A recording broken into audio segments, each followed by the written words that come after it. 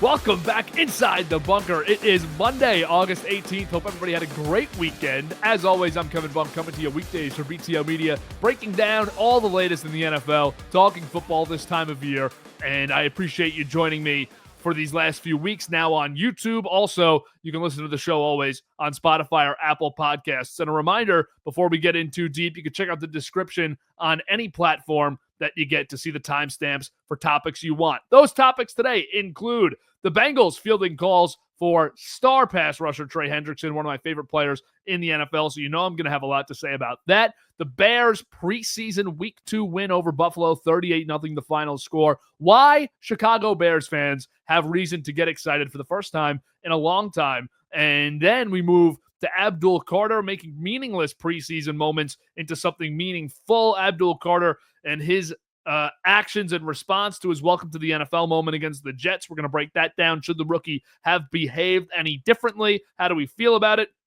And then lastly, staying on the rookie train, going to the rookie quarterbacks who have really been the story of this preseason. They usually are the story of the preseason, but a very fascinating group this year. I've been saying that since pre-draft, and we're really seeing what these guys are capable of in the first 2 weeks. So we have a lot to discuss in the area of rookie quarterbacks. But let's start with Trey Hendrickson. Obviously the biggest thing on the agenda. Nothing in the NFL really tops this right now for me. You have the Micah Parsons extension lingering. You have the Terry McLaurin extension lingering. But Trey Hendrickson is the most furthest along process in this entire cycle of guys looking for new contracts, guys who might get traded. He's the furthest along in terms of they're actually fielding trade calls. There actually seems to be a huge gap that's not going to be mended between the Bengals and Hendrickson. And now Cincinnati has to deal with potentially trading and likely trading their best free agent signing, possibly in franchise history. This guy has been so great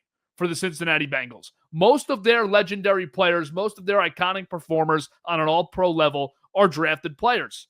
The Bengals historically, and this is not making it look better, but historically are a cheaper organization. They don't spend the big bucks in free agency, and they usually don't spend the big bucks on their own players. Now, how much can we knock them with the contracts that Joe Burrow, T. Higgins, and Jamar Chase have gotten? We really can't, but Trey Hendrickson's the odd man out, and it's a defense that's one of the worst in the National Football League, if not the worst.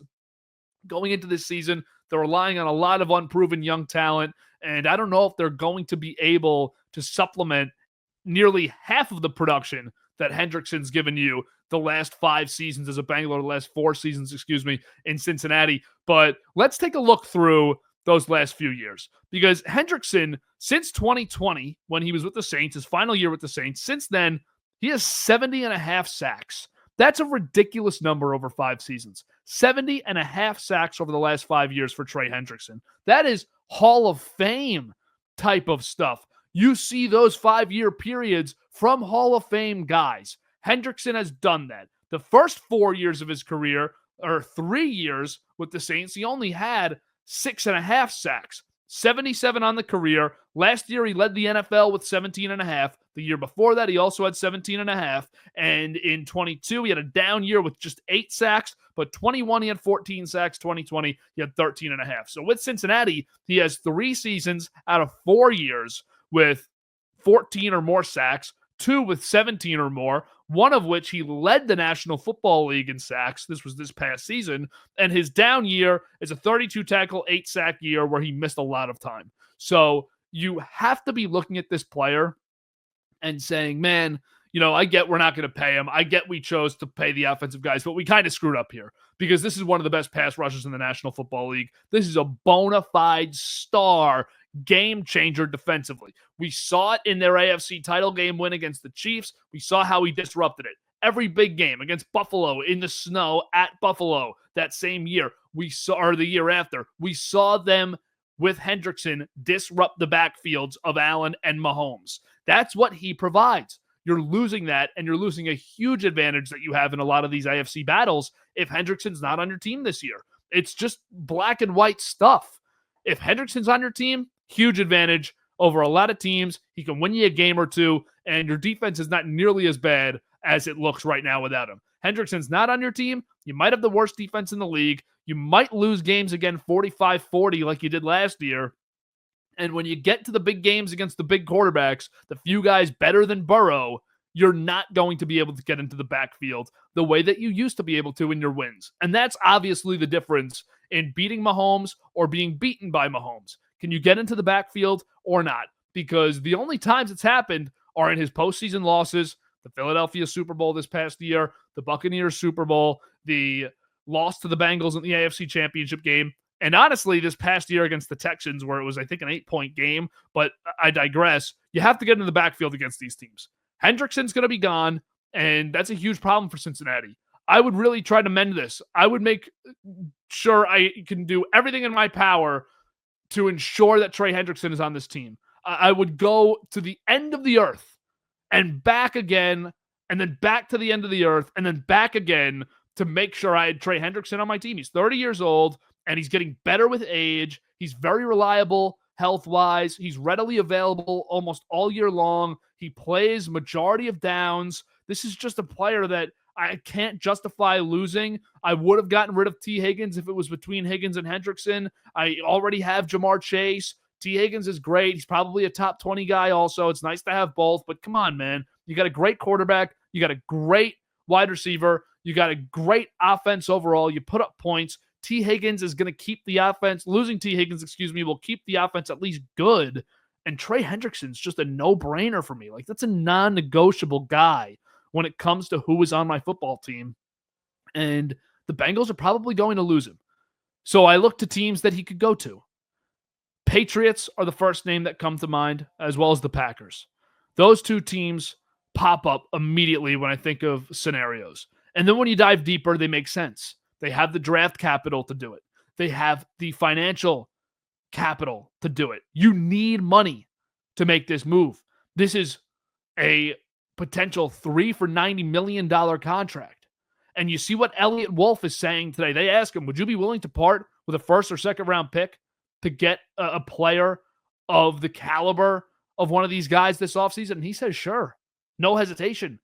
Anything to make the team better. And Elliott Wolf in New England's looking at, right now, a group of guys, Trey Hendrickson, Terry McLaurin, and Micah Parsons, 3 of whom can be long-term staples on this Mike Vrabel, Drake May train that you're just starting this year.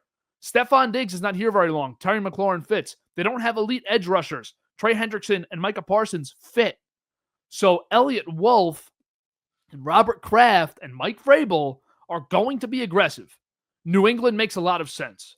I think the Patriots should be all in on 2025. I don't think there's any path to winning a Super Bowl for New England, but acquiring Trey Hendrickson is a move that elevates you from maybe you win 8-9 games to, okay, this team can seriously win 11 because that defense might be the best in the league. So the Patriots should be all in on Trey Hendrickson. And then the Packers.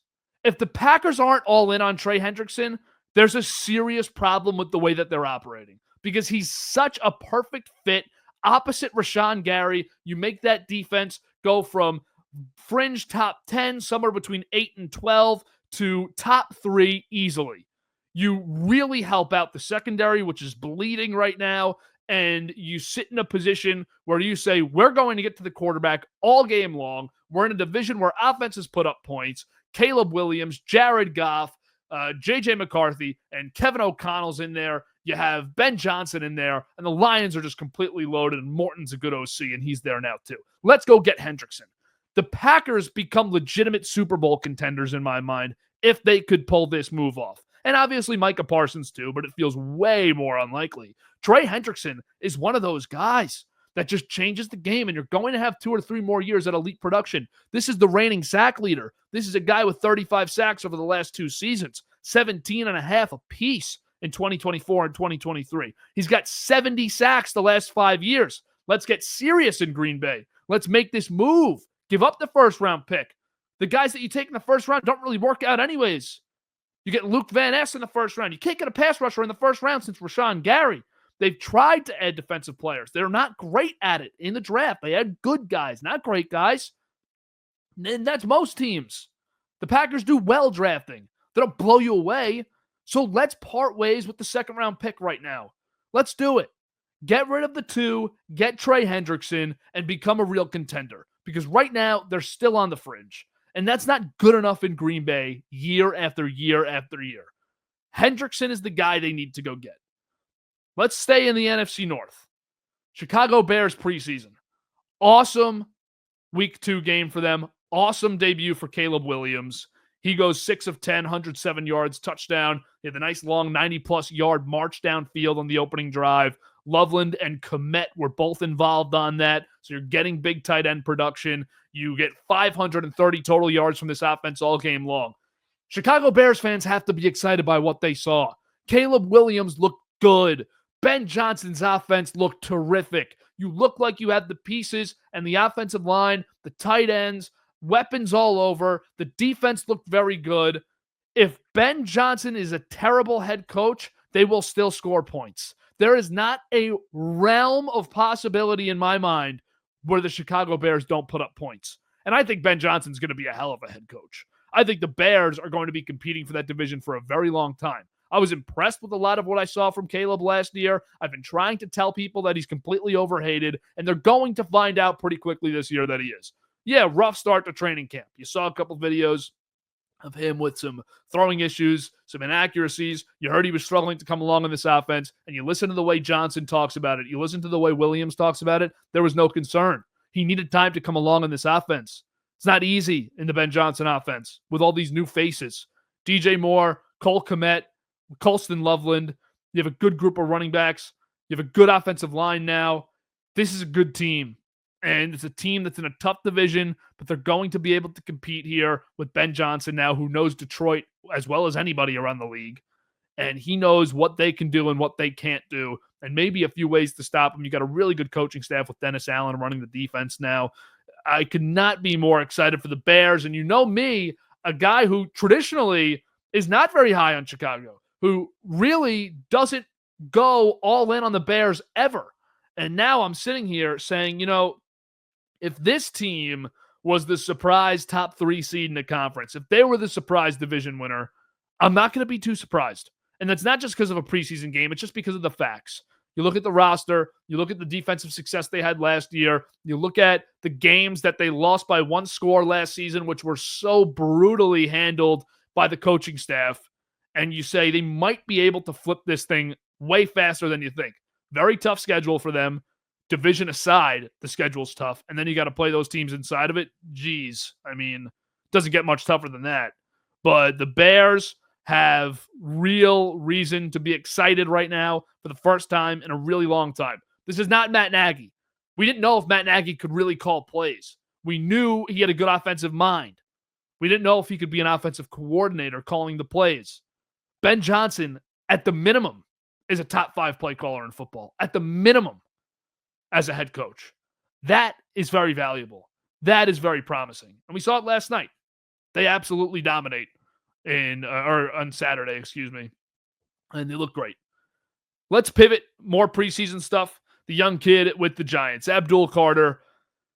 So he gets humbled in their win against the Jets. And otherwise, he looked great. He was setting the edge really well. He was generating pressure, doing what he's been doing.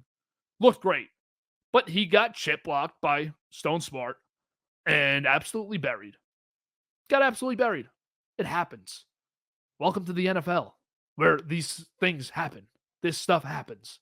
And Carter takes to Twitter the next day, or X, and says, this is going to be the only Jets highlight of the year. Belt to ass. Chip was weak. Whatever he said, ate it like barbecue chicken. You didn't eat it like barbecue chicken. You looked like you were about to die, getting mauled on the field. You got buried, smothered. And that's okay. You're a rookie in the NFL. It happens to veterans in the NFL. Get up and make the next play. And he did. He played really well around that play. And the play wasn't really going viral. It was going around. But then he tweeted it. And you get every major account, ESPN, SportsCenter, NFL, every big affiliate of those companies all post the tweet and the highlight. His tweet had an adverse effect. It didn't do what he wanted it to do. He wanted it to be this Giants fan, rah-rah, we won a preseason game, meaningless. And instead it turned into, every NFL fan base, Giants fans love him, and they're celebrating him in the comments, and that's fair and rational and expected. Every NFL fan base now is flooding him, saying that, well, you didn't eat that like barbecue chicken. Welcome to the NFL. You got smoked. And he did. And I think the real learning experience and welcome to the NFL moment for Carter is maybe just swallow the L's. You know, when you take a loss on the field and somebody's reposting it and it's getting a couple 100,000 views, just swallow the L, especially in the preseason. Just go out and play the way you play. You're going to be one of the best pass rushers in the league. You're a heavy favorite for Defensive Rookie of the Year. Just go out and play your game. Don't go on social media to defend a play where you lost a rep horribly. It's going to happen. I always think about this with edge rushers. Edge rusher plays 40 snaps a game, 50 snaps a game. Just say that number. If they win 5 of them a game, then they're great. You get 3 pressures and 2 sacks. That's a great game. And, in between you're winning on the run, you're setting the edge. That's a great game. There's going to be 10, 20, 30 plays of the game where the edge rusher gets stonewalled or the edge rusher gets dropped. That's how the game works. That's how the league works.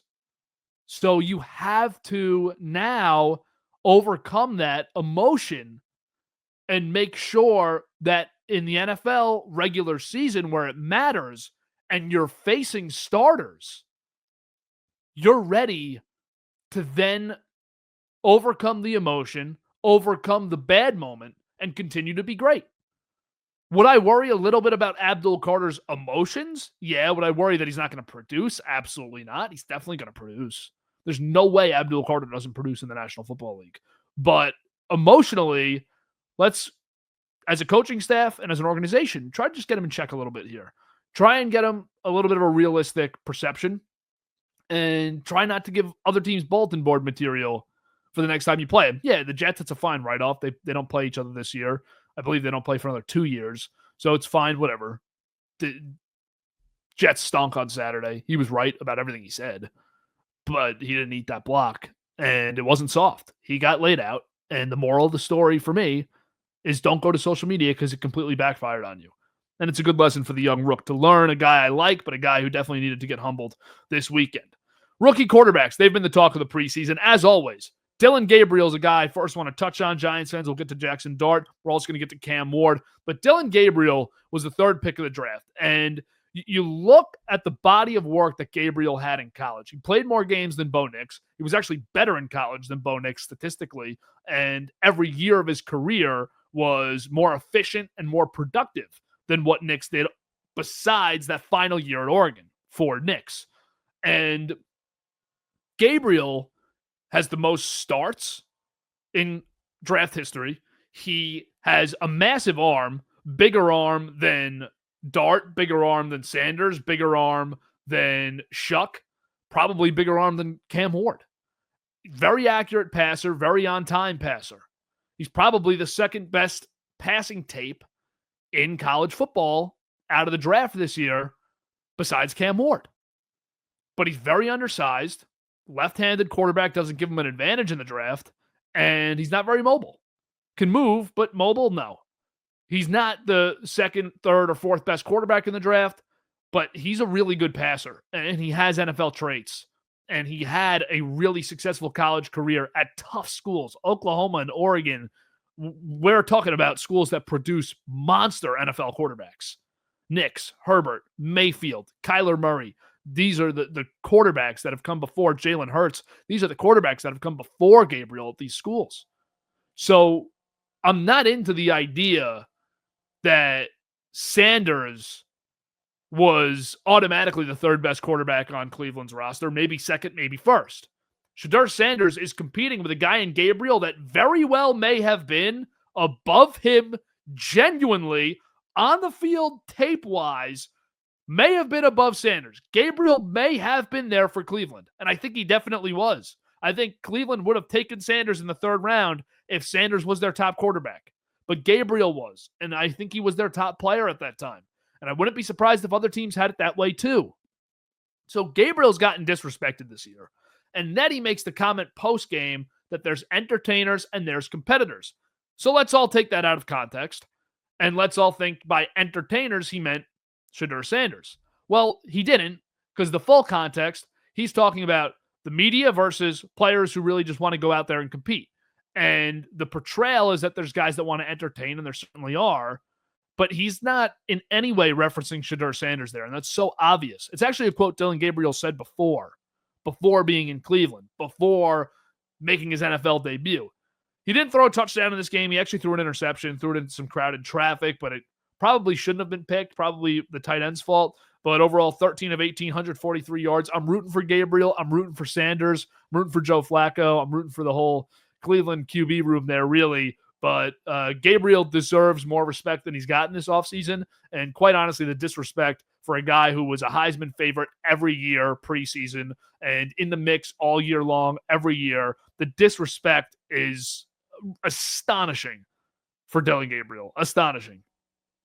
Jackson Dart, there's no bigger rookie QB sensation right now in preseason. 26 of 35, 3 total touchdowns, no turnovers in his first 2 outings. And I have just 2 real points on Dart. One, I got to see him with the first teamers. I really want to see him with the first team guys. I want to see him against first team defenses mostly. And the offense right now at the second team, it's been very vanilla. It's been very soft, easy stuff. But when he has to make the throws downfield, he is making them. He had a nice touchdown pass over the middle, sold the play action really well against the Jets. So Dart, I'm very excited about. I think you see the athletic ability that Jackson Dart has, that he possesses, the physical imposition that he can provide and put on the defense. So Dart, Giants fans should be totally ecstatic. It really doesn't mean anything, and it doesn't change my perception of Dart. I really have to see him in the regular season, and I'm very excited to see him in the regular season. But Giants fans should be elated. They should be jumping for joy about Jackson Dart, because I see people say, well, look at the other quarterbacks that are having really good preseasons. It's Skylar Thompson and it's Drew Lock and guys that have just been journeymen, Stetson Bennett, guys who have been journeymen or late round picks or annual backups. And I just think this, I said it a few weeks ago too, about preseason week 1. You could tell me it doesn't matter, but if he played bad, it would matter. And you'd rather him play good when he plays than play bad when he plays. So you can be excited about the tools you're seeing, about the leadership and, you know, that kind of positive arrogance and cockiness that Dart brings to the field. I loved it at Ole Miss. It's another thing with ABDUL Carter that he has on the field. Giants fans should be excited about these guys. Malik Neighbors, they're so talented and they're so promising, but they bring an energy that the Giants have lacked for a very long time. And that in itself, besides the actual football product, is incredibly exciting for New York football fans. Lastly, on rookie quarterbacks, Cam Ward, 2 of 7, 42 yards, threw a beautiful ball against Atlanta in that preseason game, but it was dropped, and that would have added about 40 yards to his stat line. But Ward's having some trouble catching on. Tennessee's having some trouble catching on. I think the roster's better than we give it credit for. A lot of young players that they're relying on to get better or to burst onto the scene, Ward being one of those guys. But a lot of pressure on Brian Callahan and the coaching staff to make sure that this thing looks better when the regular season comes around, because the schedule is not impossible. It's a fairly easy division given the context of the rest of the league's divisions. And if the Titans are miserable again this year, there's serious questions to be asked now that you have a GM and a head coach that are not on the same timeline, a GM that you're allocating a lot of resources to and a lot of trust to in Mike Bergonzi, and Brian Callahan going into year 2 is going to have to show a lot more than they showed in year 1. They lost a couple of games last year because of Will Levis and solely Will Levis, and he ended up getting benched because of it. You can't lose games again this year, though, like that, and you can't lose 12, 13 games again. You got to see some more competitiveness because it is a pretty put-together roster. Is it a playoff team? Is it an AFC title contender? Absolutely not, but it's a pretty well put together roster. So I think that the Titans and Ward are going to need to get through this learning curve a little bit. He is not your typical first overall pick where he's an absolute superstar. He would have been the 6th quarterback drafted last year. He would have gone after McCarthy and Nix. It's just known now. And at this point, I'm not going to panic about Ward at all in the preseason, the same way I'm not going to jump for joy about Dart. I'm not a Giants fan. I'm not a Titans fan. But there is reason to be concerned about them having a slow start, another down year, based on what we've seen this preseason. So I'd hope that in week 1, week 2, you start to see Ward show some more signs. Does it look like he's a Jaden Daniels, CJ Stroud? No, because if you remember, especially Jaden Daniels, he looked great in the preseason last year. So Ward is not on that track yet where he's ready to elevate a team on his own with his own ability and on-field prowess. So that's going to be a wrap today on the episode. Appreciate you listening. Make sure to check out everything else BTO Media. No Good Takes with Giuseppe Oliveri. That's twice or 3 times a week. The Burrows, myself and Michael Merlo. That's twice a week. Great episode this past weekend on Friday. Jack Sargent joined us, a friend of ours. Great baseball fan, to talk through Major League Baseball. We are introducing a lot of new stuff this football season, so I want you to just stay tuned, stay involved in what we're doing, keep track of it, because it is a special time for us, and we're really excited to show you the content we're planning. And the support we've gotten, the following we've gotten has been really special. So we appreciate you. Make sure to follow the Playbook with Gabe Zoda at PlayBK on Instagram. And always, The Bunker can be found on YouTube, Spotify, or Apple Podcasts, as well as Mic'd Up with Michael Merlo. Same deal. You can also check out the Hardline Sports Talk on YouTube, Apple, Spotify. Thanks for watching, and I'll see you in the next one.